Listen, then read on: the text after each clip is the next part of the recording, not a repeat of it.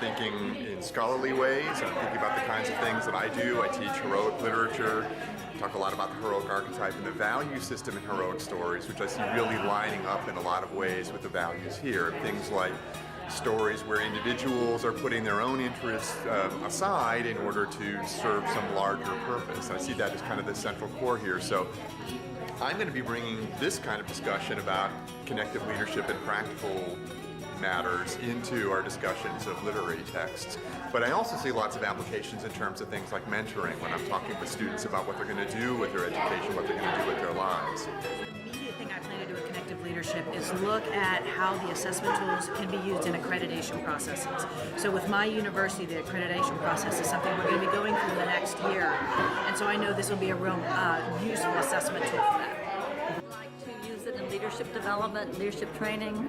I do a lot of work in executive coaching with leadership development, and I would like to use this as an adjunct to what we're already using, and to be able to further explore styles and help people understand about leadership. I'm linking what I have learned during this week to my future work in leadership education and development, and it will be helpful to use the instruments in assessing the students that come and then measuring their progress and their development.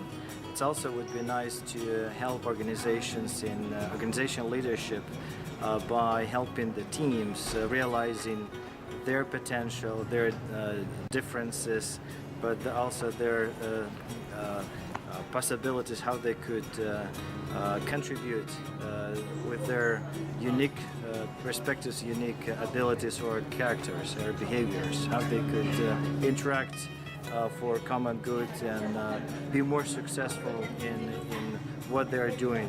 Well, the challenges that I have at my new position is getting people more involved in research, and these are people that have a lot of clinical obligations. So I'm planning to use it to figure out how we can identify situations where we can collaborate and work together so that doing research does not take as much time away from their clinical responsibilities. Right in the middle of an integration, and I'm really excited to be able to use the OASI to help us take a look at the two different cultures that are going on and see how we can merge them together, and also to look at the aspirations of where we want to take the company in the future.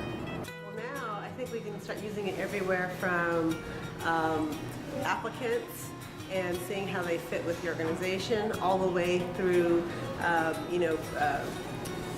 career challenges with employees when they're unsure of where they want to go, but they want to continue with the company, all the way to even what it's actually meant for leadership development. So I see a lot of uses for it.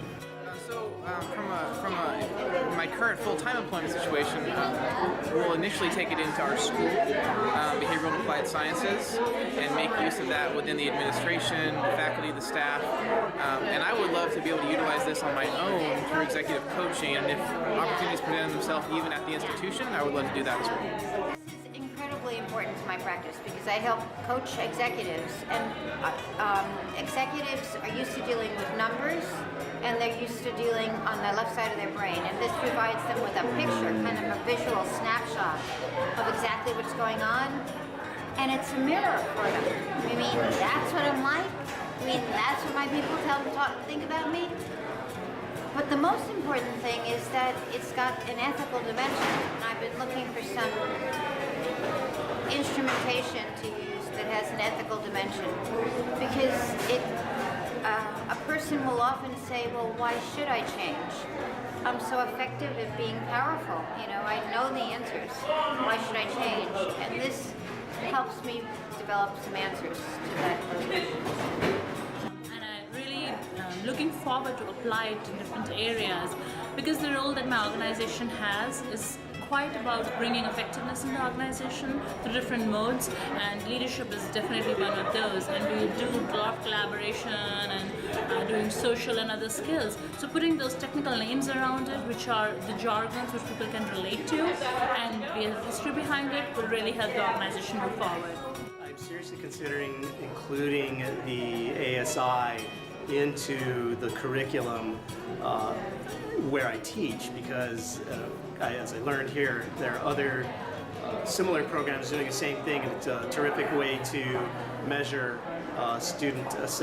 do assessments on student learning. So that's one way of implementing it. Of course, now that I'm a certified practitioner, I think the possibilities are really limitless. It'll be future endeavors. Right now, I am working with a nonprofit, just pro bono.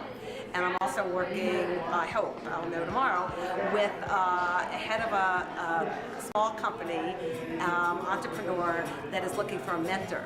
And I know what his challenges are, so I think this tool will be really great for him to understand how he leads and how his organization thinks he leads, so we can move forward on that. And any future endeavors, I'm hoping to be either project-based, etc., and I can see uses for this like amazingly. I basically teach a couple of courses in our organizational leadership minor. And so I want to use it in my classes, perhaps do some experimentation, quote unquote, on my students. And I could see myself someday maybe becoming somebody that's actually doing consulting. That was not my primary purpose in coming here, but I think it was in the back of my head. But either way, I've learned just so much.